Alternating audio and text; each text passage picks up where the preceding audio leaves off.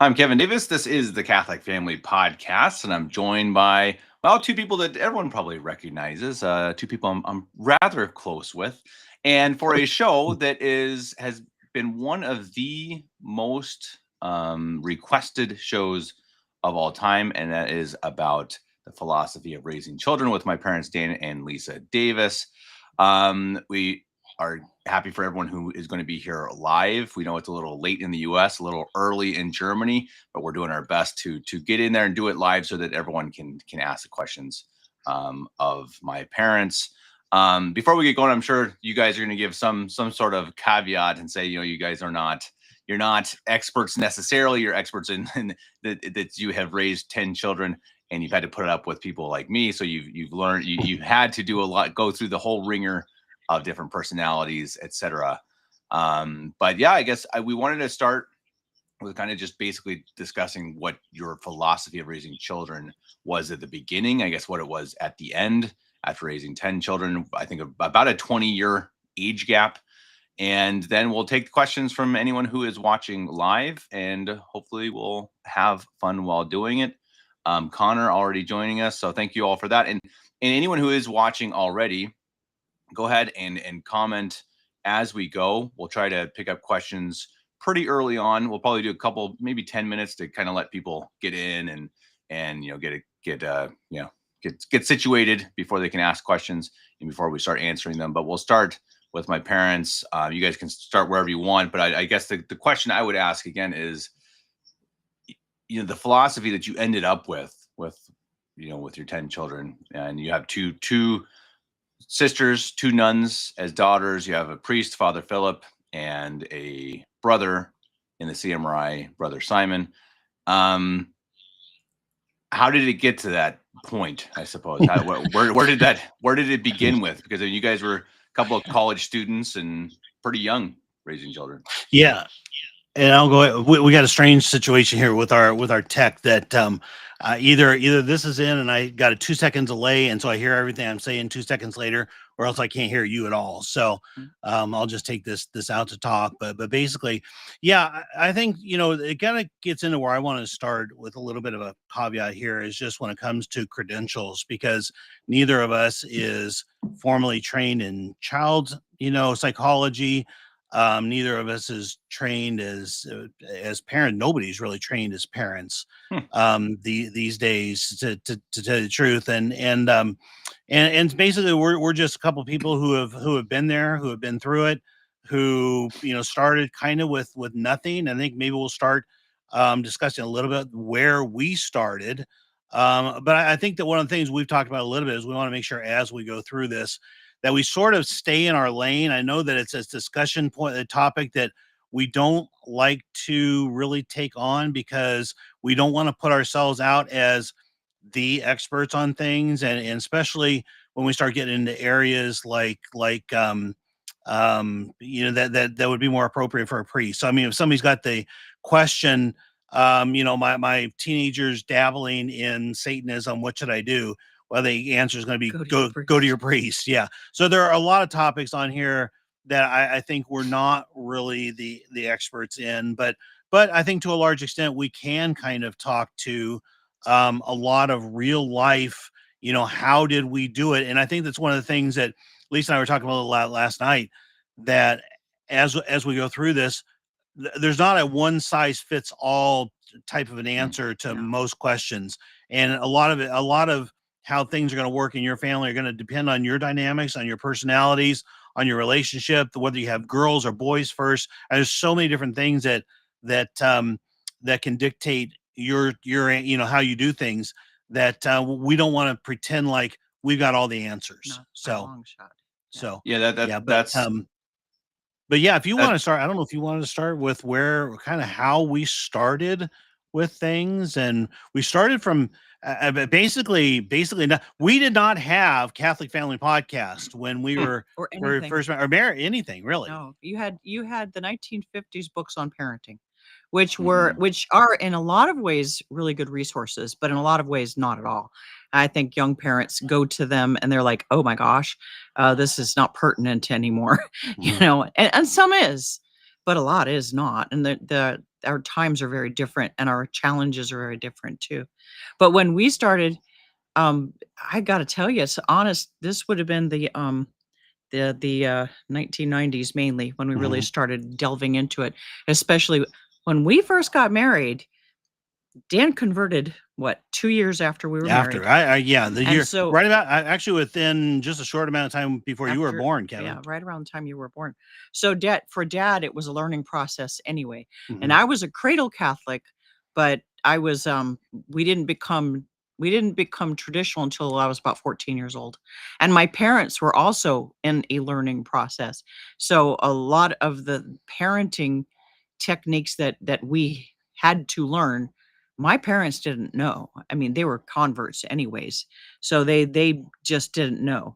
So I have to tell you the honest truth that when we first started exploring, um, especially homeschooling, Mhm. and at first he didn't want to I homeschool. didn't want to homeschool, Yeah, right? yeah, he didn't want to homeschool, but yeah, well, Well, I came from public I was, school and it, worked out great for me. So, well, why not do that for yeah. our children as well, Well, right? and there really wasn't an available private school, a traditional Catholic school for us at that time. Our Lady of Victory in Aurora, Colorado had closed down, and we lived in Colorado. So there was really no other option. And in my mind, there was absolutely no way we were going to use public school. So it was a no-brainer to me. It didn't take very long for Dad to figure it out. I mean, he as he learned the faith and as he learned and started thinking it through, I think it was a no-brainer. Mhm.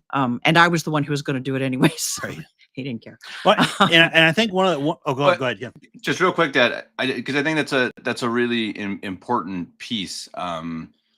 Why was that a no brainer? So I mean, for you, Mom, I guess I could ask you because you guys met in college, right? At DU, so Denver University, and what made that a no brainer? Because I think that's a fairly tough question for a lot of people Yeah. is education. I mean, if anyone reads, I highly recommend everyone to read the encyclical Sagis Cogitatum by Pope Pius XI, which talks about the importance of education and that the parents have in educating their children. So what made that so obviously that's a big part of your philosophy? What made that so obvious to you that you really did think you could not send your kids to Yeah. public school?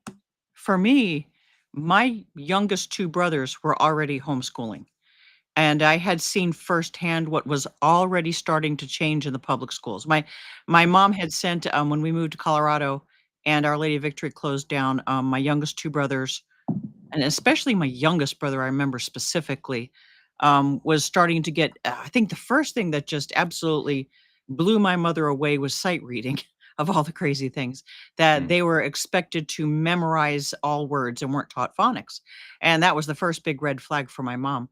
And then after that, I think that there was a certain amount of just enough change in the culture that my mom and dad were like, "No, we're not gonna go down this road," and took my little brother out. So, that was already a shoe in the door for me for homeschooling. I actually went to college originally to teach school. So, just by what I knew from just going to college, I knew that this was not the atmosphere and the kind of learning that I wanted for my own children. And I wanted my children to be 100%, no question about it, brought up Catholic. And if you are going to public schools, your children are away from you 8 hours a day, being influenced by all kinds of you don't even know what. mm, Um, Even if it's a vacuum, you know what happens in a vacuum. So it was just to me, just morally speaking, and I just loved you, little buggers. Mhm. I wanted to be around you. I mean, isn't that crazy? Mhm. That's so not what you're taught anymore. Not what young mothers are taught to expect. That you just love these kids, and I don't want to didn't want you to leave me all day. I wanted to be the influence. I guess maybe power trip. I don't know, but I wanted to be the influence in my children's young life, and I wanted to mold them in the way that was gonna I don't know, it sounds smarmy, but the way that was gonna save their souls eventually. I wanted them to be Mhm. good people. I wanted them to grow up with manners. I wanted them to grow up with, consciences.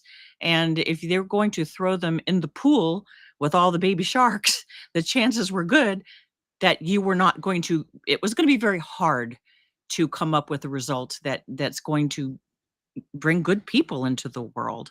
And I knew that early on. I think just from the experiences I had through my brothers being homeschooled, and by what I had started to glean in the college, you know, wrote that was teaching about education was already, oh my goodness, this is 35 years ago, 40 years ago.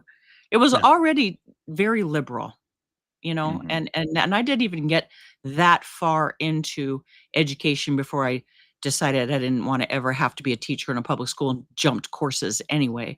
But that being the point, I didn't want to be a teacher in a public school. I couldn't conceive of having to deal with that on a daily basis. I had other problems dealing with a bunch of Mhm. homeschoolers Okay. of That was a lot more work. from Yeah, we'll get infant into to, that. But yeah, from infant to who knows what.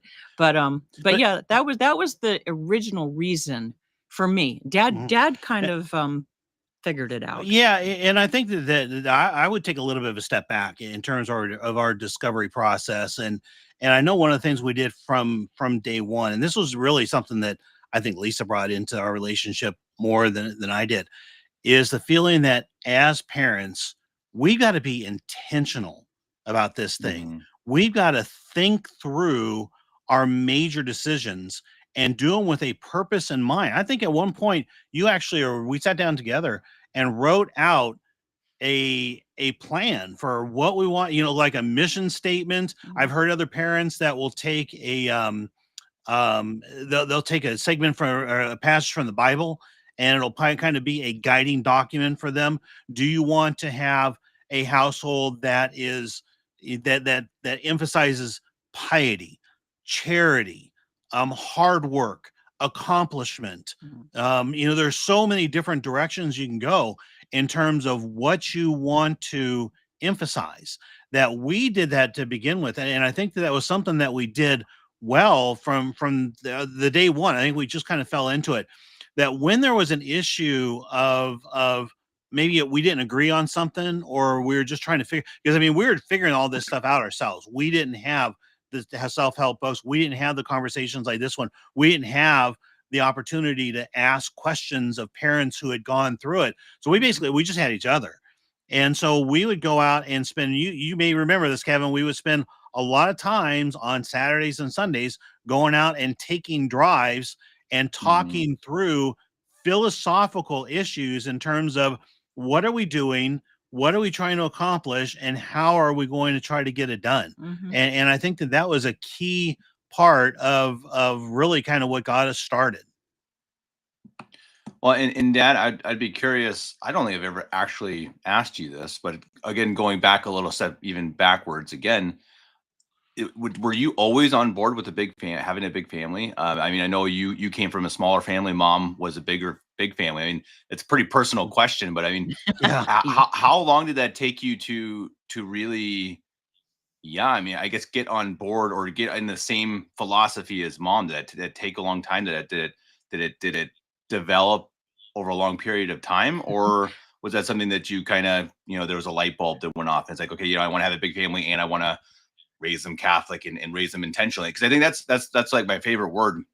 I just did a podcast with Reverend Mr. Anthony Alley where we talked about the intentionality of Mhm. Mhm. of using your phone or using the internet pretty much, and how everything you should do should be intentional. I think that's maybe the most important word of our time. I mean, Mhm. because Right. Yeah. so much of what we do is just kind of willy-nilly, and it's just, we're just spending time thoughtlessly. So intentionality, I think that's a great word.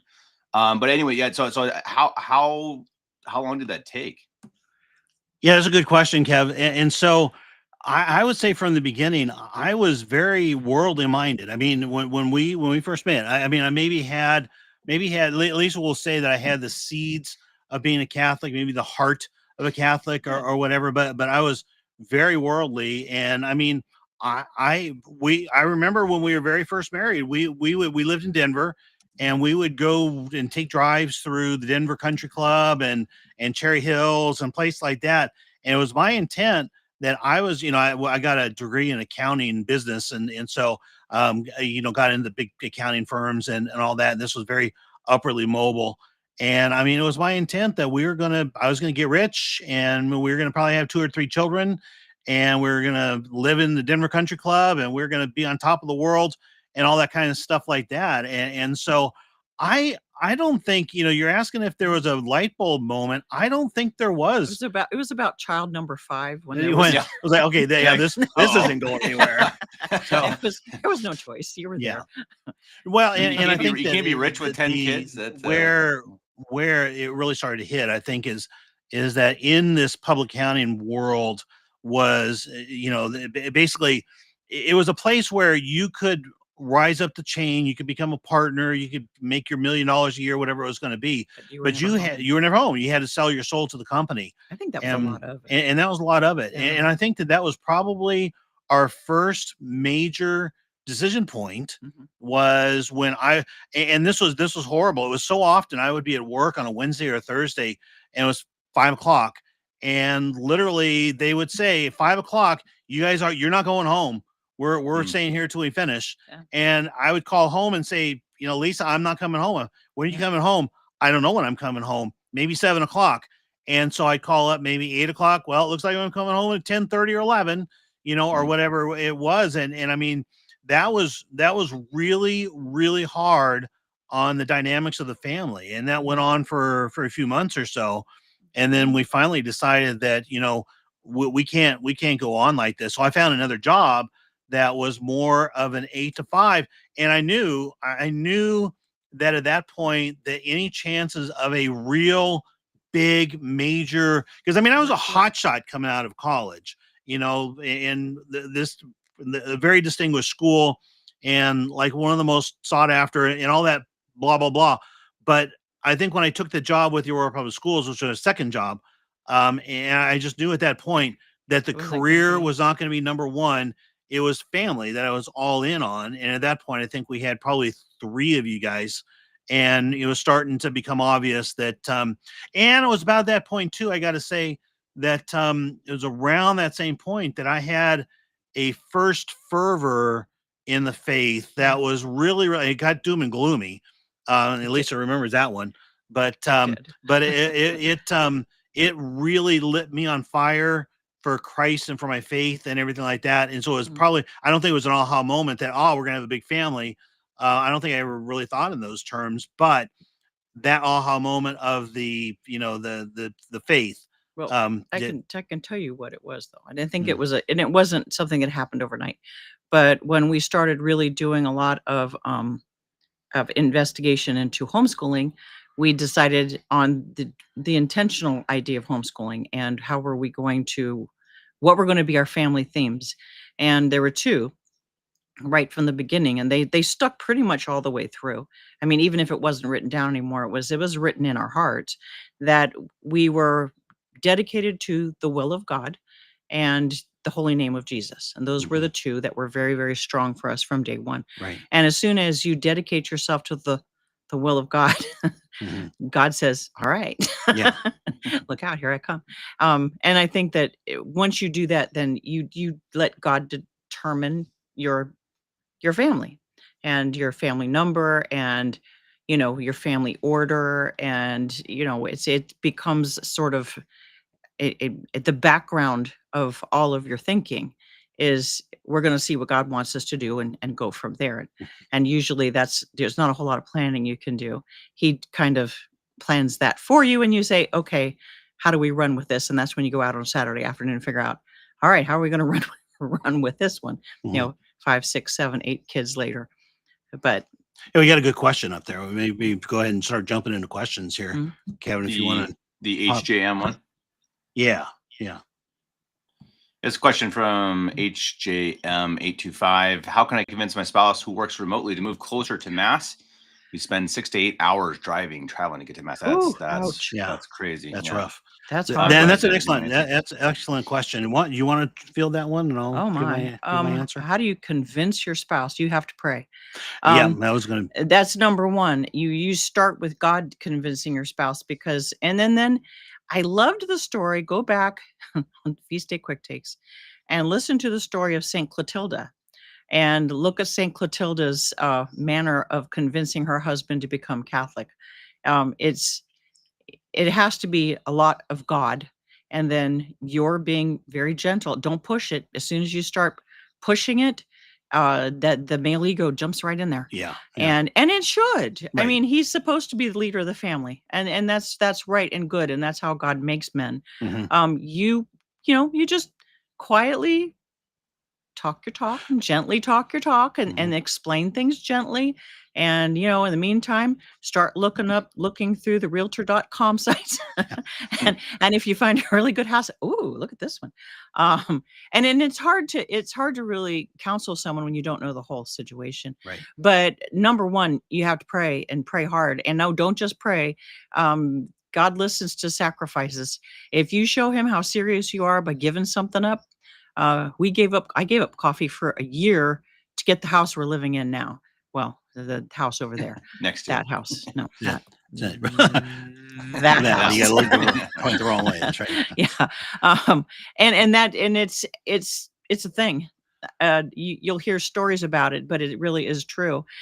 Join sacrifices to your prayers. God knows you're serious, and he may not give you exactly what you think you want, but he's going to give you what is best for you. And the will to do it. You're And right. it's important to point out here, like Lisa's saying, that in a lot of families, but I'd say most families, in any given 100 decisions that you make, the husband makes 2, the wife makes 98 of them, but the husband But we just kind of makes slide it in there. the most important too. No. Right. And it's where are you going to live, where are you going to work, how are you going to make a living, how are you going to provide for the family, all those kind of things. And you do need to try to be collaborative about it. But for the most part, bottom line is it's the father's decision to make. And I'll tell you a story that I don't remember who it was. This might be Bill Meese, God bless his soul, God rest his soul, that told the story about Father Dennis Chicoine. He had a family that was coming in and asking. The father was having problems with his family, and Father Dennis just said, "Are you praying the rosary?" And the guy said, "No." He said, "Go pray the rosary and then come back to me." And I mean, that was kind of harsh. Father Dennis was a Marine, but former Marine. But I think that's what I would say, to build on what Lisa's saying. If you are not praying the daily rosary with the family, you pray the daily rosary, and I'm telling you, our Blessed Mother, I mean, obviously anything she asks for from God, she gets. But I think even more importantly, she has the sensibilities and the heart of a mother, and is going to help to put his heart in the right place to make good decisions. Right. And this is a matter of heart too. Mhm. It's when you're talking about faith, it very often is the mother that leads faith decisions. Not always, It obviously. typically is. Yeah. But I think that that's natural too. We're with the children all day.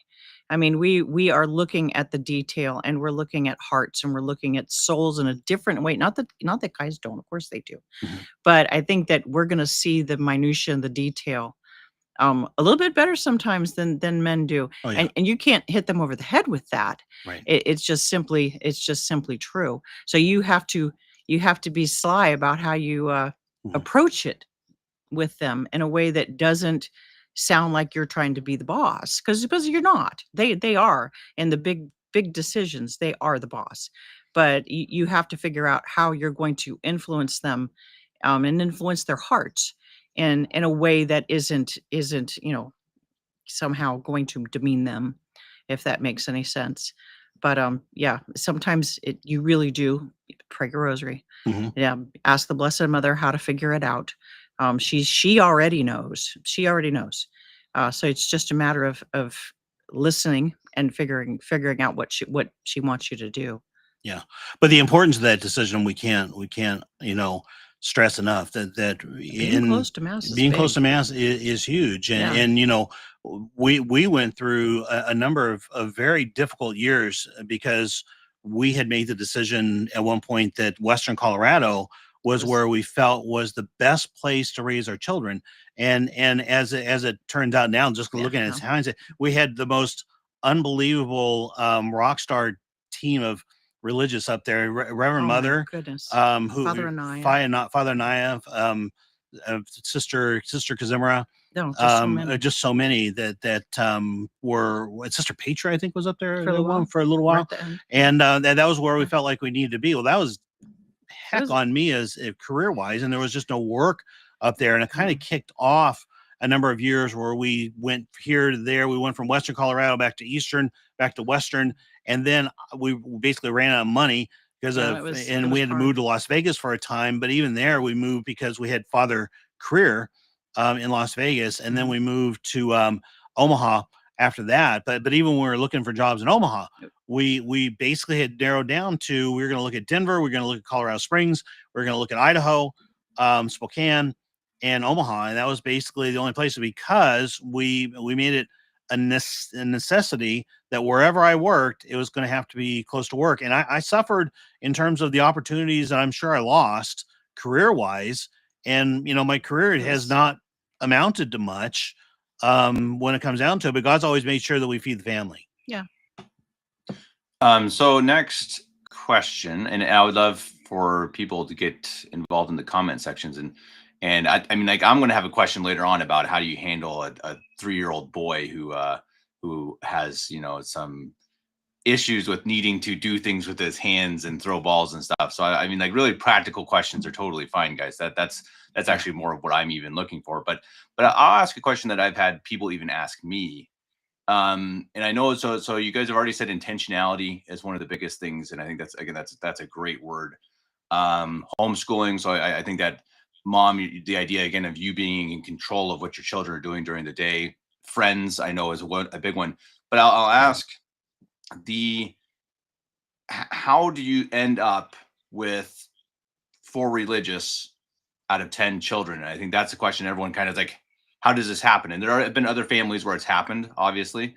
But you guys are here, so we're going to ask you. So how do you get that? How do you get it so that there is not just everyone stays in the faith so far, thanks be to God, but that you have religious who truly, go and give their lives to God. So what do you think are the key factors of raising children who will eventually become sisters or priests or brothers?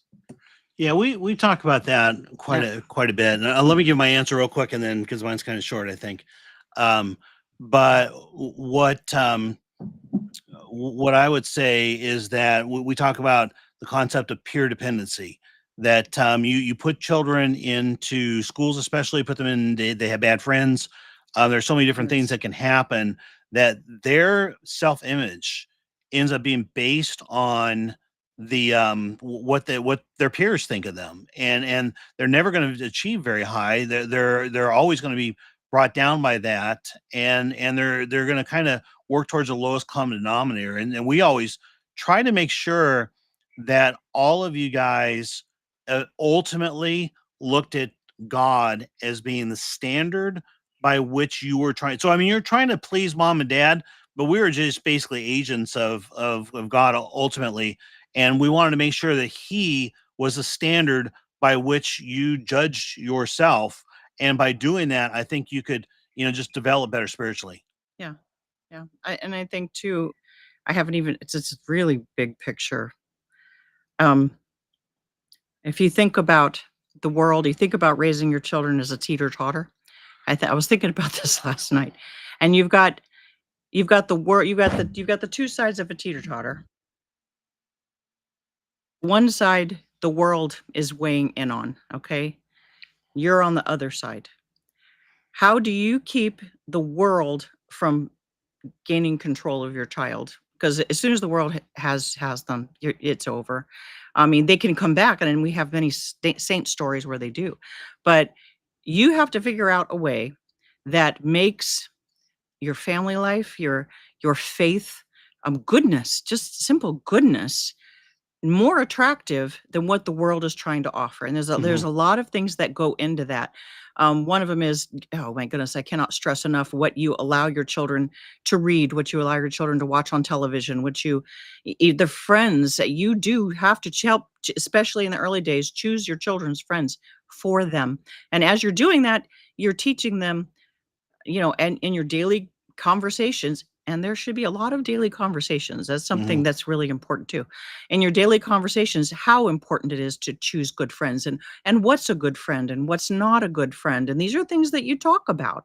And so that, okay, so you get the whole friend idea over here in your Catholic box on this side of the teeter-totter. So they've got good friends. I cannot stress how important that is. You make sure that their reading is wonderful, wholesome reading, and that they can enjoy literature. They can enjoy the best of literature, and the best of literature is usually wholesome literature. Read G.K. Chesterton. Read Lucy Maud Montgomery. Read. There's so many good things that your children can read. There are actually a lot of good movies and series that are perfectly okay. You teach your children how to balance how much that you don't want them to become, video files, or, the kids that are stuck on their phones. Don't give them a phone. Yeah. Our rule is they don't get a phone until they can pay for it themselves. So, by that time, God willing, you've already trained them well enough. But all of these things, if you've got in your side of the teeter-totter, you've got the wholesome movies that have helped form their character, the wholesome books that have helped form their character, so that if they pick up a bad book, they don't get very far into it without saying, "Ew, this is yucky." And you talk about that. You let them know there are bad books out there, and this is why they're bad, and this is why I don't want you to pollute your mind with them. If you pollute your mind with the thing, it's in your brain forever until you die. It's in there, and you don't want to do that. Just don't even start there. And I told my children that when they were 5 years old, so that this is why we don't read these books. This is why we don't do Harry Potter. And boy, I still argue with people about that. We don't do Harry Potter. Never did. There are so many things like that are weighing your side of the teeter-totter. One of the big things that was really important to me early on was to have parties. Like, we celebrate the feast days like feasts. So we would decorate up for Saint Therese. We would decorate up for all of the feast days. We have statues and shrines, and we decorate them, and make a big deal out of it. And the children decorate, and then food. Food's big, people. You want to have good and traditional. Like, there are certain things that we have every year on feast days that are just a big deal. You don't have them any other time. You have them on the Feast of St. Patrick. You have bread pudding with condensed milk poured over the top. It is a big deal. You look forward to St. Patrick's Day because this is what corned beef and cabbage. Corned beef and cabbage and cold cannon, not just cabbage. And these are things that you look forward to, and it's a big deal, and it's a tradition. And tradition is so important.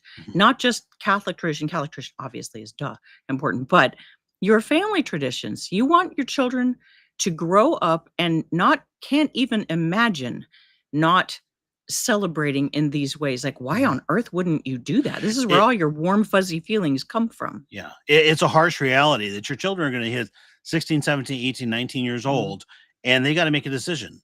Do I want my adulthood to be like my childhood or not? Or do I want were my parents heroes, or they anti-heroes? Yeah. Do I want to emulate them, or do I want to do the opposite of them? It doesn't even have to be. It doesn't even have to be emulating you and Dad, though obviously you want them to. Right. But it's really it's a family thing. You want them to, your family and your faith are almost.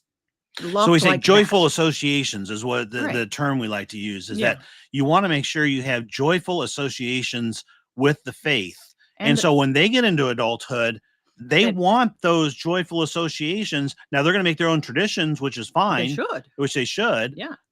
But the heart of what you taught them and what you developed in them is what you're trying to get them to do when they grow up. Right. They wouldn't want to rebel against it. Why would you do that? This is where all the happiness comes from. Why would you do that? And you don't want to disappoint your family, because you're close to your family. And then there's a lot of ways to, have family closeness. Homeschooling is a big one. Though, don't mean to downgrade our good traditional Catholic schools. They're wonderful. And we've used them. Yeah. So we don't down talk those. We don't ever. And they're wonderful. But at the same time, when you're using the traditional Catholic schools, you should also be working very, very hard to keep your own family culture healthy. so that you're doing things together that are related to the faith and other things. Not everything has to be Catholic, but even so, it actually is, if I think about it. Mhm. You go to the zoo, you say your travel prayers on the way to the zoo. When you're at the zoo, you talk about, golly Moses, can you imagine Noah fitting all these animals just in the zoo in the ark? I mean, you can But you bring the sit down faith for into lunch everything. and you pray, you do sign the cross and you pray the blessing before meals. And I mean, it's a powerful outreach. It's a Yeah. powerful message to the children. It means a lot, but it's these little things. The church is so wise in giving these little tools, but they mean so much in the development of children. Yeah. Yeah. Interesting. So So intentionality, joyful associations with the faith. I think Yeah. those are good good tips, and they're nice because there's something you can absolutely use as a bedrock kind of to build on. And I think I remember that from my childhood that's really true. There was a lot of what we did. I mean, one of the ones that always comes to mind, it was during Lent. Of course, we'd have no TV or anything, and so on Sundays we'd watch the show All Creatures Great and Small. We'd have popcorn and cheese and summer sausage, and it was a big deal, and it was something that we associated with the faith because it was on Sundays during Lent. So you had the suffering, and then you had that really nice family thing. We did that for years, Yeah. part of the and it was midnight blowouts, the or did those come later? Those were those with came our a bit later. teenagers. Yeah. Yeah, but I was a part of maybe the beginning of those. I was there, I think, where it was like, yeah, you started to get pretty crazy sitting up till midnight. That was more my sisters. My sisters, even though one of them or two of them are nuns, they're pretty they're the party animals. These girls. Crazy. I hear that they still have that in them. They may go out and play on playgrounds in the middle of the night. Just a rumor that I have heard from somebody. Well, let's get into another question here. This is a very near and dear to my heart. This question again. Everyone else who's watching, please send in your questions if you have any for my parents. We'll probably go another 30 minutes or so. So get them in now if you'd like to hear from my parents. Also, let us know if you like this show. Maybe we'll try to do it again sometime. Maybe we'll try to do a different time. We'll have to figure that. The timing is pretty tough to try. It's to kind of tough for people, yeah. As we can, but we'll see. Maybe even a Friday afternoon might work better. But let's figure that out. So this is Mama of 3. She says, "I would love some tips for raising choleric boys." Me too. Mhm. And any ideas on how to help little ones deal with lots of emotions? That is a fantastic question, and one I would love an answer to. Because you're kind of dealing with that yourself. Oh, pretty much exactly that. Yeah. Well, and we had two. We have a few cholerics. We have in our several family. cholerics, and at least 2 among the boys, if Yeah. not 3. So, and you pretty well mastered it. No, you can't master it. That I think one of the most important things that we did that helped us tremendously with our choleric boys was move out onto the farm. Yeah. You don't have to move out onto a farm. Cholerics, it's very, very important, and especially girls too. But boys need to have a domain of their own. Cholerics naturally want to be leaders. And what makes them so difficult is it's sometimes they're trying to be your leader, and sometimes all the time they're trying to boss around all their brothers and sisters, and this doesn't wash very well. If you give them some job, task, even a hobby. For us, it was moving out to the farm and giving our number 1 choleric boy a job. I mean, he took care of He the basically animals. ran the farm. He yeah. ran the farm, and he was like It was like 10, he was 10 or years 11. old, Yeah. and Yeah. he just mastered it. And not everyone's going to want to do that, but if you can find something for these little cholerics and their own thing, not all the same thing, because you can see what that would cause, but give them something to do. Boys especially need something to do, and the more physical, the better. Let's see, we had 4 boys out on the farm, and we won't talk about Kevin's role in that. But Hey, but I did some work. you did, yeah, we won't, yeah. And it was not even so much important for you as it was for your brother, because he needed to be in charge of something, and something that he could excel at. This is really, really important for little cholerics. as far as emotions, oh my goodness. Well, one thing I think that just comes to mind right off with emotions is that you have a little one that has a temper Mhm. tantrum, and a temper tantrum from a sanguine, phlegmatic, melancholic, choleric can mean very different things. Mhm. And I think so. I mean, I would say number one, just understanding that your boy is a choleric, it puts you ahead of the game. Just because you understand that you're dealing with somebody who's got a different personality than the other personality types. Mhm. Well, and a choleric very often is going to lose it when they are not in control of something they feel like they should be in control of. The problem being that mom needs to be in control whether they like it or not. This is just a battle you have to win. You can't let them be the boss. You can't let them control the family. And is this easy? No. A lot of them are just going to rail at you until they finally give up, and sometimes it takes a while to give up, but you cannot let them win. If they once they are ruling the house, your house is going to be chaos. Once Yeah. they're and it's not good for anybody spiritually or otherwise. I mean, it's a mess. But a choleric who understands their place And that's key. in the hierarchy is usually extremely good.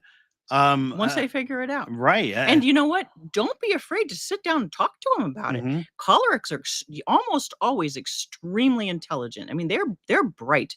You can sit down and talk with, and don't, you're not talking like their friend.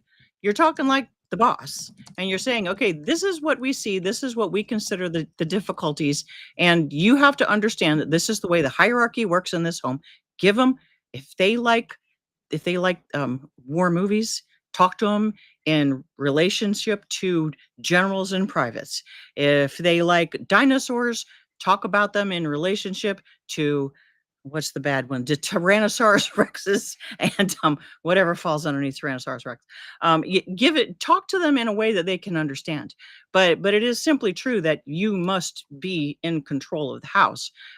You can't be you can't let them rule. As soon as they do, it's chaos. Right. Yeah, ask us how we know. And just from my own perspective, I've got a 3-year-old who's the choleric, and how do you do that? Because I think I was literally just last night talking to Ina about that, exactly how he needs to have something to do. He could go. It's like I was actually, funny enough, in that way. He could throw a ball all day long. Like, he's happy if he's throwing a ball. So how do you, Mhm. our daughter? So she's 5 and she's much more melancholic. She's much more studious. We're just going to give her schoolwork and she'll be really happy. She likes that. She likes doing that. She likes doing school. Mhm. But then when she's doing school, you have your little energetic 3-year-old choleric. How do you? Because mom, you Oh, homeschooled. I don't know if you ever did 10 at a time, but maybe you did no, 7 or not 8 that at a many. time. How did you? How do you juggle that as a homeschooler, or not? I mean, let's say, even if they're going to school, how do you keep each individual one occupied, I Yeah, suppose? Mhm. that's a question for the ages. Um, and different phases in our life, we did different things too. Um, when some of you were old enough, it depends on what your age ranges of children are. When we had children old enough to sort of take over younger children, that's what we did. And we had some children who were especially good at it. Like, I could just tell Sister Antonia, here, go read with William. And she would take over reading with William.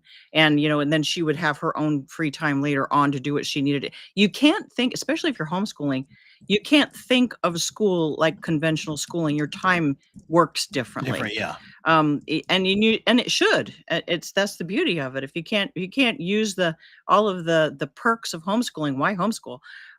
Like, for instance, there were times when the girls would do their things in the afternoon and the little boys would do their things in the morning. If you can find and sometimes, good grief, especially if you've got a needy 2 or 3-year-old. Infants are actually not that hard. You know what to Yeah. do with an infant. But a 2 or 3-year-old who is active and making noise and sometimes purposely trying to disrupt and get up on your lap, okay, that's the hard one. The best thing that we could do in those times was just juggle things in a way that when we had a nap time for 2-year-old, 3-year-old, this is when we hit the gravy. This is when we did actual phonics with the first grader. High schoolers, by the time they're in high school, should be able to, or even earlier than that, probably by the time you're 12 years old, you can self-direct most of your learning. And mom comes in and helps when necessary, but a lot of it unless you're they me. self-learn. What's that? Unless you're me, and then you need to be sent to a boarding school in order, Right. because I In wouldn't which case it's self-direct. like, So yeah, take them, yeah, fine, fine, Father. fine, They're fine. yours. But that wasn't until you were 14. True. And then we had the youngest two, brother Simon and William, until I guess Eighth grade? until 8th, 9th grade. Yeah. Yeah, something like that too. So they were actually even earlier. Yeah, he's 12. I think William was 12. Yeah, I think. William was It really crazy. young. Yeah. He was 7th grade. By the way, there's a 8th grade. conversation going on in the chat here. This is our house. Yeah. It's up against a green screen though. We're up. Yeah, I can't point at. you can see a couple wrinkles back. Must back be a there in good the green corner. screen though, because yeah, That's a green exactly. screen. People are full. That's a good thing. No, that is good. It's interesting. I mean, I think we could talk forever about how you raise each personality. We actually did a show about that way back when. I mean, like 3 years ago now. Couple of shows. I don't know. I probably won't remember to link them, but go back to the very beginning of the videos, like what 2,500 videos later, something like that, and you'll find these podcasts that are some of the first 50 for sure. But we can also do again if people like this, we could do more and talk about not just necessarily just cholerics. We can talk about phlegmatics, like me. So I mean, again, we all have our own faults and failures, not just cholerics, even though they're the ones that they're more nauseous about it. They're in your face, like it's like, oh my gosh, please, But in a way, it's good because to solve the problem. Yeah, the phlegmatics just take their faults and just hide away with them. Yeah, exactly. Go up and read in their room while they should be working on the farm. Not naming names or anything. Okay, let's go to the next question.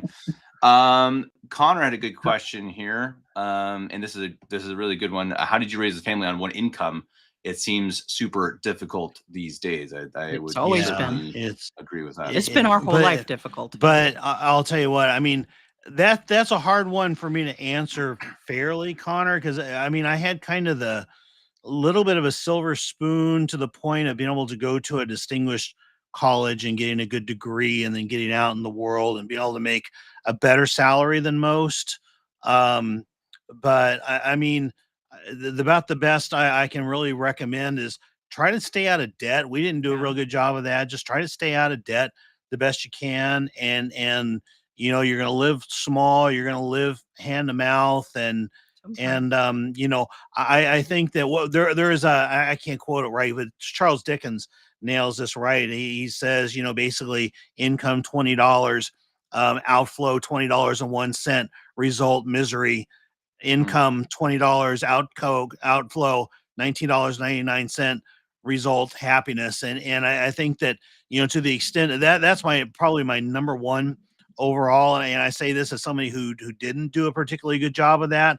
But the other part of it is in all of my studies, 1973 is actually the year when a regular single salary provided best for a family. You see pictures in 1973 of men working they're working at 7-Eleven as a cashier and probably working full time, and they were supporting a family on that. Yeah. And it's hard. I mean, it's almost hard to fathom that now. And all I can say is it's very difficult. It's gotten worse. I mean, we're living right now in this, the property you see here. We've got two incomes on this. Now we got two families, but we got two incomes on the property, and they're both fairly decent. And we're still struggling to get by. So I mean, we pray for better times and all that. And unfortunately, there's not a lot of really good, easy, quick answers to it. It's going to be a slog. It's going to be rough. You have to hope that you and your wife, take that for richer, for poorer. The oath that you make to each other, you take it seriously, because probably in these days, God willing, it's worth it. I mean, it is worth it to do it, but it's hard. And don't let it get you down. Right. and though I can't say I never let it get me down. But another thing too, marry a thrifty woman. Um, it's I don't think I owned a new outfit of clothing until the last 10 years. Right. We yeah, and there's no shame in that. We shop the thrift stores. Mhm. Our furniture, I don't think we had new furniture until we were like, grandparents. And who cares? It Right. doesn't matter. And there's an awful lot of ways that you can make a lot out of a little. And that's what a good wife these days does. And all of my friends do. We just figure out how to make that dollar stretch as far as we possibly can. And it's a lot of prioritizing. Most of our lives, we didn't go on fancy vacations at all, ever. I Mhm. mean, we didn't. A big night out was Taco Bell. Yeah. When you boys were little. It's just, it is what it is, and you make the most of it. And then that's part of how you survive this, is that you don't let it get you down. You just accept that this is the way it is, and you can have fun with it. You can figure out how to do fun things with very little money, and don't let the children think that, oh, woe is me, we're poor. You'll look back at those poorest days as being some of your happiest. They actually I- are. it's ironic, I think, but I think we look back now and they were hard, but we look back at them now at some of those It's poor days, and it's like, yeah, they were Yeah. they were happy days. It's simpler. Yeah. A different well, maybe more simple for me than you. You were worrying. Well, But- I've made it, over the course of years, I've made a couple of small fortunes and then just lost them again. And it was great when we were on the top, but Lisa and I started getting each Mhm. other's throats, and then the money goes away and I can't sleep at night, and I'm up at 4 a.m. every morning and just stressed out. And then eventually the money's kind of completely gone, and there's a certain relief in it, Yeah. almost, because you're now you're just struggling to get by, paycheck to paycheck. You're struggling, you're not necessarily struggling to eat, No, but you're struggling just to get by. And there's something kind of freeing in that. Something. it helps you stay centered better, Yeah. I think. You know what it says in the Bible, of course. It's just harder for a rich man to make it to heaven than it is to get through the eye of a needle. And there's a reason that our Lord says that. It's very easy to get your head turned when you Mhm. have a lot of money. You lose your perspective. Yeah. You can also lose your perspective when you're poor. Yeah. Yeah. But Especially if you want money too much. I if mean, you're- that's another form of right, riches, really. Exactly. Yeah. Right.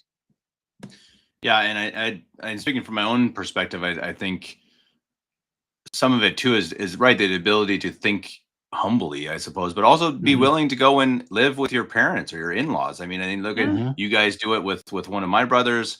I do it with my wife's family, and it can be hard. It has its own challenges, but it also has advantages. And I think that Yeah. the generations before us, also lived in one family home, and Yeah. they Mhm. dealt with the issues that brought. And that was just that the generation that came before had the homestead, then they supported the rest, and then the younger generation supported them as they got old and died. Right. And I think that Mhm. there was a much better family community than there is now. Now it's like, okay, you're 18, you leave the house, you never go back, and then the parents go into the old folks home.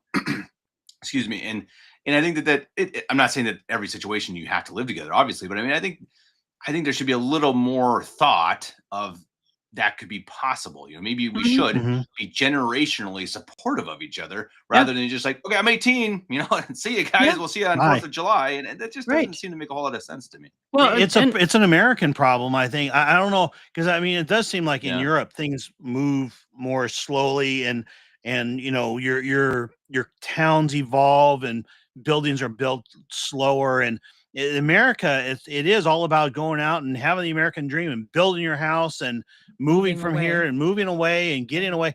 And I agree, Kevin. I don't think it's healthy. No. And Well, so let me give you an example. So my daughter-in-law, who lives across the way over there, um, had to leave this morning because her sister had a baby, and she Hmm. was going to go over and help for a little while. So the children, they have 4 children, 3 of them came over here with me, and we hung out, which was absolutely fabulous. I mean, I was able to help her. She was able to help her sister. It was a win-win in every way. And then a little later, when she came over and she was picking up the kids, we chatted for a while, and she said, "Well, I really do appreciate it, and I hate to be a burden kind of a conversation." And it's like, no, no, no, no, no, no, no. Are you kidding? When you get to be our age, especially when you're, I'm not decrepit yet. Um, it's but I'm also not. My job is here on the property. Being in touch with the children is huge. I mean, it is my life. And there's a phrase that I was trying to think of when I was talking to her. It's called touching grass. I read that, and somebody was talking about touching grass, and that phrase meaning Earthing. staying Yeah. no, not just in a physical way, Oh, but in a metaphysical okay, way, right. and in a philosophical way. If you're a grandma and what are you doing? I mean, you're not raising your children anymore. And you're just living in an apartment. Maybe you have a job or a part-time job, and you are 100% self-centered. Hmm. Anything that you can do in your life, no, no matter how hard it is, to prevent becoming self-centered and you being the center of the whole universe, you have to do it. I mean, if you want to save your soul, then that's what you have to do. You don't want to be self-centered. If I were living on my own somewhere and didn't have these little children coming over here all day long, knocking on my door, showing me this and that and the other thing, and being available, being help. So it helps them, but it also is very, very important for me to be able to help. I mean, for as long as I can, until I'm 90 years old, hopefully, I'll be able to still be a functioning member of the family and still able to help. Well, yeah, and it totally makes sense. And again, just that generational value that you have. You've learned, you've gained wisdom, you've gained from experience, from failure, and you can help with the grandchildren and with the children still, right? And Yeah. giving advice, being there, as you said, just there to be available. And it makes so much sense that I think it just seems like it's so, again, easily, especially I think especially in the US, it's just, you see each other Yeah. during the holidays, you visit each other, but you don't really have that actual family togetherness. And I think it's a waste. I think it Yeah. truly Mhm. it's just okay. Well, they're, grandma's wisdom and grandma's, ability to help with the children, and grandpa too, obviously, you know you you just don't, you're not using the talents that you have. And what the things that, that my wife's parents can do here, are things that that they I don't know, that they're just a different function almost. Mhm. Grandma can help Mhm. her help my kids learn how to bake and how to sew and she's teaching the Sophia how to weave. That is these Oh, wow. different skills. Grandpa's fixing everything, and and helping, and giving his little tips and little kicks in the butt sometimes. And I think that's, again, it's such an important thing that I think we need to not just poo-poo, not just like, oh, I could never live with my in-laws. And again, it does have its challenges. Of course it Oh, does. You're sure. Oh, yeah. you're you're Oh, you're sure. trying to work together with a whole nother group of people or a couple of people, and that it is not always easy. That's for sure. But it should not just be shot down immediately. All right, let's move on to the next question. This is a tough one. I don't know how you guys want to answer this one. From Rainbow Kramer. Any advice for a single or widowed mother on raising good traditional Catholic sons, especially? Ah. Mm.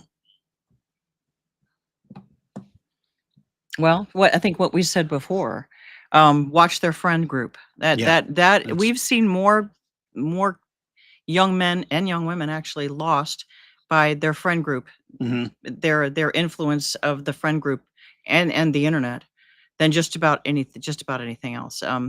Even things that you think are going to be perfectly innocuous, like getting them involved in, and I know this is going to be controversial, getting them involved in sports. They Yeah, make a unfortunately, friend they group make a friend group that have different that's priorities and different and values, worldly priorities. and they Yeah. want to be cool. They want to be cool in their friend group. Mhm. So I mean, back in the olden days, and we tried to get this started as much anywhere we went. You have afternoon volleyball. You have baseball games. You find ways to get all of your Catholic children together as much as possible, and make sure that their good, lasting friendships are with other good Catholic children and families. And does this always? Sometimes this backfires. Sometimes, let's be real. This is the world. You might have a great friend as a kid, and then they grow up and they're not such a great friend. Well, it is what it is. You just pray really hard and you talk about it.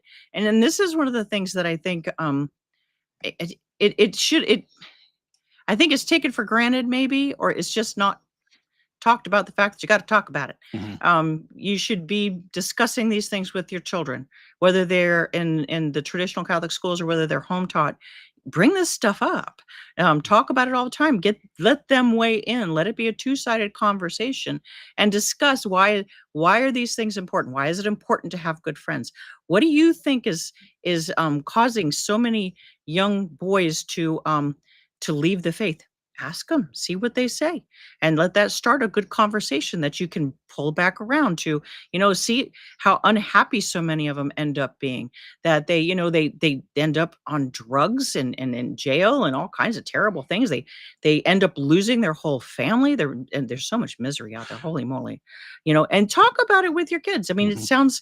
it sounds kind of rough, but Well, it's the world. and I want to put a comment that says, no disrespect, obviously, but women can't raise men. Sons would need good, strong, masculine Oh, mentors. And this true. is really true. This is Very, very true. good point. Yeah. And now the question is, obviously, if you're single mother, whatever it is, you're not going to have the father in place, and Go find but somebody. you're going to have to find somebody. Yeah. And I'll tell you, and Kevin, you could probably talk to this if you want to. Boys camp, okay, over the summer, boys Yeah. camp, and they get introduced to priests, they get introduced to other Catholic boys, Yeah. and they need that male influence. And if you Yeah. have to send them off to a boarding school or something like that when they get to be early teenagers or whatever it is, that's an extremely important point. No, we found that out too, especially a mom battling with choleric boys. Right. You have to be the boss, and if you just can't do it, you better send them to a school with a strong male mentor. And which- Lisa was the choleric of the two of us, and we literally got with all of you guys. And I think, Kevin, you were probably the least problematic, but all of you guys got to about 13 or 14 years old, and the house wasn't was big like- enough. The house wasn't big enough for you and mom. And it was just, that's a teenage boy thing. I mean, it's normal. it's normal. It's natural. There's nothing wrong with it. No, it's But normal. I think you do have to find, for me growing up, I actually had, my dad was a good, kind of a workaholic, but I mean, he was a good moral dad, not Christian, but good moral dad. But I had a baseball coach when I was in high school who was character former, Yeah. butt kicker. And he really formed my character, Mhm. and he kicked my tail end at a time in my life when I really needed it. Yeah. And so, our other choleric boy, Dominic, had that with Father Anaya, a very formational time where Father Anaya was just really It was exactly what he needed. exactly what he needed. Well, Yeah, and that's really something tough. that's something that needs to be brought out too. That you can have the most wonderful dad in the whole wide world, but having an outside mentor Yeah. is Is extremely important. Oh yeah, because for one thing, a young man needs to see that his parents aren't just crazy. Right. Mm. that there's somebody else out there that they can respect and think is pretty cool, who is also Catholic, that can be a mentor, can be a it's quasi father figure to them. And I think that actually adds to what their dad is. And if you don't have a husband at home, I think it's really important to find that father figure somewhere. Yeah. Yeah, exactly, Mom. And I can speak to that too, that I mean, it really helped me. I changed a lot when I went to Omaha to boarding school. Now, boarding school is not for everyone, and not Mhm. every group works. And that's a tough topic that I know it's hard to always recommend, because it's not always. It's not going It to be doesn't for everybody. always work. The group Yeah. of boys is not always great. It's not always great Yeah. for and I would say, especially for girls, I don't know, just my opinion. Omaha's But kind of hit and miss. Yeah. it is. Well, It everywhere is. it And is. it depends. A lot of it just depends on the group, and a lot of. So I'm sorry, but sometimes parents send their children there as a reform school, which Yep. is not Mhm. what it should be. Should not be a Right. military reform school.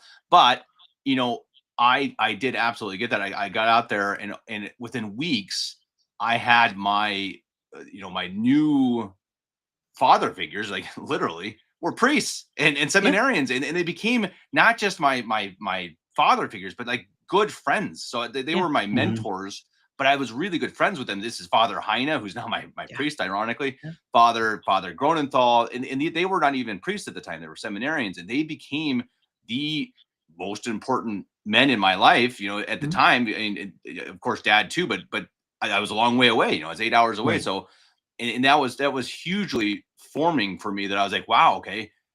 As you said, these are other men who, they're pretty cool, Yeah. and they're really holy, and they can have fun, but then they go and pray for a couple hours every day, and Mhm. that was a huge experience for me, and I think, but also growing up with Father Barry, who Yeah. also had his own interpersonal issues, but just being able to spend time with a priest, and I think if you're in a parish, which I know not everyone is, but if you have a local priest, I would certainly say, hey, Father, can my boy serve? Can you call us if you have Mhm. funerals or weddings, or do you need your lawn mowed or Mhm. whatever? And just my last comment on this topic, because this is something that I think is another one of the greatest issues of our time, is that the older generation of men, so let's say maybe 30 plus, 35 plus, so around my age and over, absolutely need to be, first of all, good examples, but secondly, need to be mentors. Find Mhm. a young guy who needs a little bit of a arm around his shoulder, and be that example, and because I just think it Mhm. seems like the older male generation just kind of went, nah, and especially the boomers. Sorry, boomers. I'm Mhm. not saying everybody, but especially the boomers. Just like, it's not my problem. I'm just not going to do it. And I Mhm. And Gen think X, that's in the Gen X, generation. just like, They're not real I'm good just, either. Yeah. it's No. not my No. thing. I'm just not going to do it. And I think that's a shame. And I think that's Well, something that, it wasn't an expectation. I mean, and I think for generations, it hasn't been an expectation. Mhm. There are a lot of things that we have to make expectations in our children. For instance, how our sons treat women. How are you taught to be a knight in shining armor? Are you taught to be, rude and bitter towards women? Mhm. It's how that's going to affect you your whole entire life, and your relationships with other people. If your relationship with women is unhappy and demeaning, you are not going to have a very happy life. And now, does Mhm. that mean that women should be in control of your household? Absolutely not. Does that mean that we think we're better than you? Absolutely not. But if you aren't taught courtesy as a young boy, then you're going to have a lot of troubles growing up. I Mhm. mean, there are a lot of things. There are a lot of things that are going to influence young men that have to be taught starting at age 2. Yeah. We've got a men's group in Omaha, and a couple of years ago, I don't know why we haven't done this since. We also have a boarding school in Omaha, and we just had a career day, and all the men, mm, probably half dozen of us or so, showed up and talked about what we did for a living, and Oh and yeah, that this was so and good. this Yeah, conversation, it awesome. was life changing for for some of two those or three kids. or four of the different boys, and Yeah. and they went from being kind of aimless to having an aim in their life. And I don't remember if they went off the military or what they ended up doing, but became an electrician or something. But it was very meaningful. And to your point, Kevin, that if there are any men out there that are, between Kevin's age and my age, that absolutely we should be figuring out a way to stand before the young men and just talk about adulthood, talk about Yeah. careers, talk about how to make it out in the world, how Mhm. to, how to date, how to treat women. I Well, mean, there's and so many different just things. right, right. Just see what's out there too. I mean, as far as the career paths, I Mhm. thought that was just brilliant. Yeah, yeah, it That worked great. they discovered career paths, these high school kids They that had no idea we're out they there. wouldn't even have known about. Yeah. Right. Yeah, that was awesome. Well, and I think, adding on to that, I think as you do that, as you become a kind of a, yeah, moral guide, or in a way, not fully, but you're helping. Don't get into the weeds, guys. Don't if you're going to go hang out, you try to help someone become something. Don't get into flat earth or whatever. I Oh mean, my, yeah. don't Oh even. And gracious. I think you can help someone understand the basics. Help someone understand civics, or Mhm. economy, rather than talking about the down the rabbit hole of Donald Trump. That's just my seriously. Yeah. two cents. They don't need that. Let them form their own opinions on that, but let them help them understand civics or economics, something like give them the basic foundations, help them learn that, help them understand maybe even how to balance a checkbook, whatever it is, especially if you know they're from a single mother family. But don't try to teach them your worldview, that because your worldview might sometimes be pretty stupid. Speaking for myself as well. All right, let's keep moving on.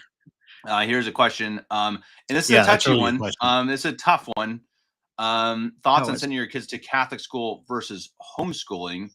I'll let you guys take this tough one. It's very situational. It's a tough one, and I'll tell you the story that when we first met, I think it was Reverend Mother. It was one of the sisters up here, and told her that we were homeschoolers. She's like, "Oh no!" And literally thought that it was a terrible thing. And we're like, "Well, wait a minute. We've been homeschoolers, and we did great. All the other homeschoolers we know were great, the smartest people we knew. And so what was the divide here?" But what we found out, and we have found out over the course of the years, it's a sad fact. It's a sad fact that homeschool, it's a little bit like a baseball player swinging for the fences. Sometimes you're going to hit a home run, but boy, there's a lot of strikeouts that happen. Yeah. And the homeschoolers that a lot of the sisters see in the traditional Catholic schools are the failed homeschoolers. Right. And that's why they're in the traditional Catholic schools. It's in my opinion, anybody can be a homeschooler, but you have to be extraordinarily committed. Yeah. You have to decide that your life is going to be about learning. Now, does this mean that you're going to go from 8 until 5 o'clock every day, or 8 to 3, rather, I should say, not 5, 8 to 3 o'clock every day, and do a conventional schooling? No, because you'll kill yourself. You will go screaming into the night. Don't even try that. But can you make your home a learning home? If you yourself only feel like you have a 6th grade capacity for education, that doesn't really matter. Yeah, you have to want it. You have to really want it that badly. You have to want to do it. You have to figure it out. You have to make it something. You have to make your children learners. And that's really all we did, because we had some pretty goofed up years, because I was on bed rest with some pregnancies, and there were some years it's like, did we do school that year? I don't even remember it. But we did also have a couple of years where we sent the kids to private schools. Right. And we did. Yeah. When they were available, there were a couple times we did. And that was a wonderful thing, but it was also, there were a lot of downsides to it too. Right. I was not used to my children being influenced by other kids. I just wasn't used to it. I sent my kindergartner and my 1st grade to school, and they came back different people the first time we ever did this. And everybody was appalled. Yeah. They're like, I came home to visit, and I was like, what happened to you? Oh, I couldn't even stand him. I know. Yeah. They were talking differently. They were moving differently. They're laughing unnaturally. Oh, it was weird. And at weird things. Yeah. And something they picked up from the children in the school. Right. And no, sorry, you're coming back home. But the influence, and I would be very careful about private schools that have secular, non-religious teachers. I mean, we're not big fans. It can work, but we're not big fans of that. But I think where you have sisters doing the teaching, you're gonna. I mean, the sisters almost without exception are always fantastic, phenomenal. Well, they're a great example. They care. They really care. There's. I mean, I can't say enough good about the sisters that have helped. And there are some wonderful secular teachers too, but we've also seen situations where they're more secular than there were sisters, and it just doesn't work out real well all the time. I mean, sometimes you can have little tiny family chapels that have little tiny family schools, and that's a whole other thing too. But it's very much a personal decision. Is one better than the other? For some people, yes. Yeah. For some people, homeschooling is better. For some people, it's just homeschooling just doesn't work. For mom's emotional ability, for just time. Sometimes there are physical problems. Sometimes you just have many children in a row. That's kind of hard. I'm the first to say that is actually kind of hard. And if you've got a traditional school nearby, I don't think there's anything wrong at all There's with nothing wrong. Yeah, try it. absolutely. Yeah. Yeah, try it. You trust the teachers. In Yeah, a lot of schools, you're going to get mass every day, or at least you're going to get that's the rosary, and best that's a thing you can that's get. a big one Right. that you can't get. You can't get at home, and As you're homeschooling. you can have morning prayers, and you can have a family rosary. Unless you and live really whatnot. close. Right. We do. But I mean, so there are some benefits of school, and yeah, I mean, maybe try both and see which one works. But I don't think that, if you if you try homeschool even and send your children to a private school, I don't feel like you're a failure. Oh, no. Because I think every situation is different. Oh, yeah. And if your kid absolutely hates one or the other, you're gonna have another problem. I mean, Mhm. if they absolutely, absolutely hate homeschooling, then yeah, you might as well send them to the if you've got a good traditional school. If you have no other option, they're gonna have to learn to live with it because you're better off putting them in a closet than putting them in a public school, my personal opinion. But yeah. I had an opinion on that, and now it's gone. You It's do you have it anymore? It's so it's 4 early. a.m. to me. It's 4 a.m. to me. Yeah, exactly.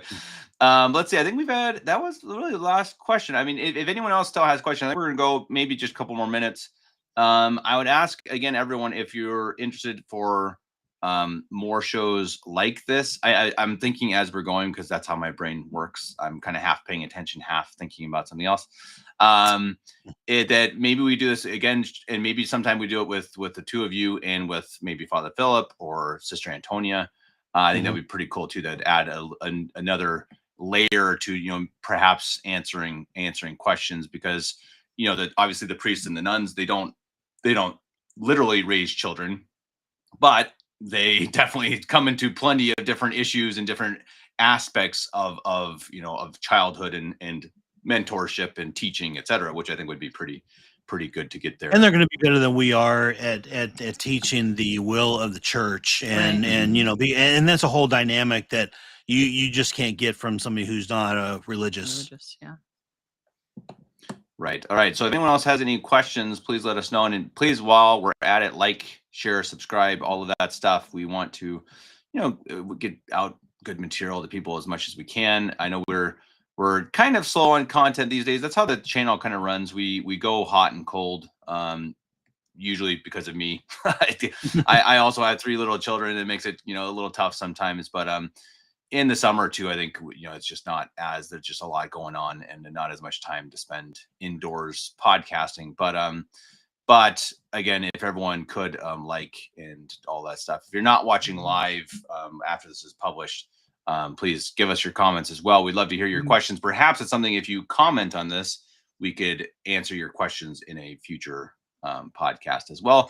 Again, so let us know if you guys like this type of show. Speaking of which, yeah, you got a really good question. Got a really good question. We can probably start tonight, but I think this one we've handled these questions before on church related ones. Right, but we'll go ahead and maybe get started on an answer and maybe save a fuller answer for another night. But the one on disciplining misbehaved children in church, the number one, church mass needs to be something that over the course of time is one of the highlights of their week. We talk about joyful associations. There is no more important joyful association than mass and then church. And even as a 6-month-old or a 1-year-old, they can't appreciate mass, but they can smell that, they can hear the bells, they can smell the incense, they can kind of get a little bit of a feel for how that's going. But this was something that Lisa was particularly good at. If we had a misbehaving child in church, 2, 3, 4 years old, maybe at the most, take them out and walk them around. Don't yell at them. Don't yell at them. Try to make if they're really little, they're not going to remember what you're yelling at them for. They're just going to remember that they went to church and got yelled at. Right. Yeah. And so, but Lisa was really good. We were at a church where there was a long hallway downstairs with a lot of different pictures in the hallway, and Lisa would just go from picture to picture to picture and talk about the pictures, and that distracted them. and I'll give you one other real quick piece of advice that we took. We lived close to church for a time, and when the child turned 3-year-old, No, well, four was when we remember 4 was the big year. The big year. Yeah. So 3 years old, they didn't know how to behave in mass, and you think about sitting at home for an hour and holding a 3-year-old in your lap and doing nothing. Right? They're not going to behave Be quiet there either. So it's not church. They don't know. But you can start training them though. A big part of misbehaved children during mass is that they aren't forced to behave during the week. I mean, you have to train them to behave and to listen to you during the week, so that all you have to do is look at them. You give them the mom eye. You give them the mom eye, they know what that means. They stop. And that's something you do all week long. And you teach them to sit still. You read to them. You make them sit still. So there are periods during the day where they are literally just sitting still. If they never ever sit still, you're not going to get them to sit still during mass. I mean, so a lot of the training does begin at home. But there are also things that you can do during mass that you don't want them to hate being in Jesus's house. The little head. Oh, go ahead. Use your language. Use your words. Call it Jesus's house. Don't say we have to go to church. Say we get to go to Jesus's house this morning, and praise them up one side and down the other. If they're being good, even if they're being good for a minute, smile at them during mass. I mean, you don't want them to get the idea that you're there to entertain them in any way, shape, or form. But if you notice they're being good, you reach over and you pat them on the back and you smile at them so that they know that you see them being good. Most children want to make you happy with them. Right. That's natural. It's a natural instinct. They want you to be happy with them. But you catch them being good. When they're misbehaving, you take them straight out. Now, there are those few times when you might have to swat a butt. If you've got a child who's over 4 years of age, now I know that the church tells you, and that's true, that the age of reason is around 7. By 4, they know. They kind of know. They know when they're just being bad. They know. If you have a 4, 5, 6-year-old who is just misbehaving, they might have to get a swat, but I think I would make it separate. I wouldn't take them out immediately and swat them. Well, and I'll tell you what. And what really works is the donuts. If you've got donuts, I'll tell you what, boy. Yep. We've seen a couple all about the donuts, because you get a 4-year-old and they get that donut every week, and then they're bad and they don't get the donut, and that it's more meaningful to them. I mean, their whole countenance and they know that they deserve not to have the donut. Right. Well, and the disappointment adds to the shame. Shame adds to the disappointment. And they do learn. I hate to say it, but bribery will get you places, and not just in mass. But the little head game that we played, and not many people are able to do this, is we lived real close to our church, and we had 2 masses, 8 o'clock and 10 o'clock. And we would get a 3-year-old, and 3-year-old would get a little rambunctious. We would keep 3-year-old home and not let them go to mass. Right. We would switch off. Right. And then when they hit 4, they had the big birthday celebration, and big deal because you're a big boy, you're a big girl. You get your own little kid missile. Your own little kid missile, and you get to go. You're a big kid now. You get to go to mass every week, and now it was a big deal, and you could turn it into a positive. That and a lot of them will take that to heart. I'm 4 years old now. I'm a big kid, so I'm going to behave in mass because I'm a big kid. Yeah, and then praise them when they do. And it's amazing how far a little praise will go too. Not just punishment. Sometimes they have to be punished. The donut has to be taken away, but yeah. And I think I remember from a former podcast, Mom, you had really good practical advice to sit behind your children, not beside them. Oh yeah, which I think is line them up. Which is pretty smart. They line them up in front of you, so you have a bunch of them. Because exactly. Because if you're behind them, you get that perfect view. Yep. And then you can reach. You get that finger in the back of your. Yeah. No, it's true. Especially if you're by yourself, moms. If you're by yourself and you've got 4 or 5 kids, you give it up. But if you're right behind them, you are in control, and they know you're behind them too. So yeah. This is why that's why the sisters do that, Yeah. Yeah, right. Yeah, exactly. They go and sit behind what the kindergartners and first graders, at least in Omaha, remember that exactly. So They see all. Well, I think that's a good place to end it. We thank everyone for their very nice comments. It looks like everyone enjoyed the show. Mom and Dad, thank you very much for doing this. I know you guys are getting pretty late there, very late there, definitely past your bedtimes. I got to get going here to work pretty soon. But we appreciate everyone in the comment section. Thank you guys for your questions. That was awesome. And I think I'd love to do it again sometime. Everyone, let us know. Let us know what times would work for you guys, because that really is that's the struggle. It's like I can do 8 o'clock. Sometimes these guys can do, say, 2 p.m. on a Saturday or a Friday or a Sunday, or we could do 5 p.m. Central Time, or we could do something like tonight again, which was what, 9 p.m. Central. This was 9 p.m. Central. It's right? hard for me to do earlier than 6, at least consistently. I might be able to pull off 5 p.m. every so often, just for work. I usually don't get off until closer to 5. So, but I know 6 gets miserable for you, because that's like 1 a.m. Yeah, 1 a.m. is about you, and then I don't sleep at all. Yeah. No, you don't want to do that. I don't want to do that. But it seems like weekends might be a good option too, though. It opens it up for everybody, right, and not just us. Yeah.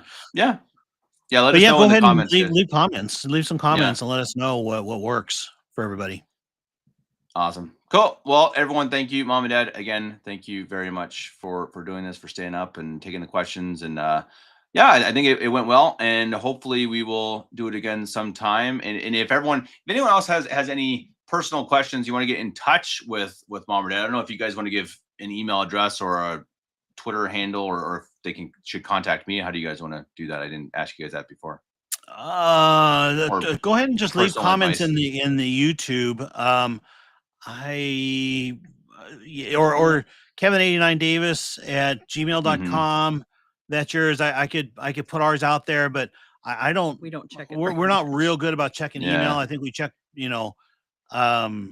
comments here, or yours better. But yeah, I mean, try to get a hold of us, and if you try once or twice, keep trying, because we will get back with you. But we're not particularly good at monitoring the comments either.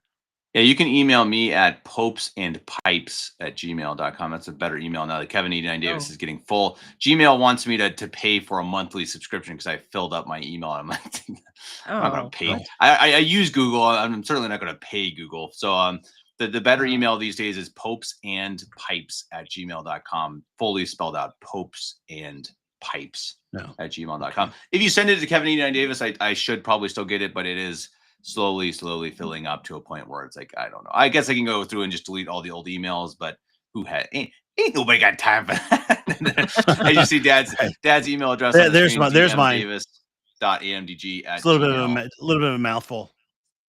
It is. I always forget it. I have to look it up every single time. Perfect. Then everybody have a great day, evening, morning if you're in Australia, or I guess no, they're midday in Australia, morning here in Germany.